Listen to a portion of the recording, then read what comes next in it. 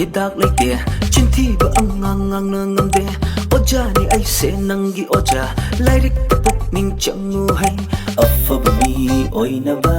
lapsing hairi oina ba inge lei ta duna tokchen ni hai be ma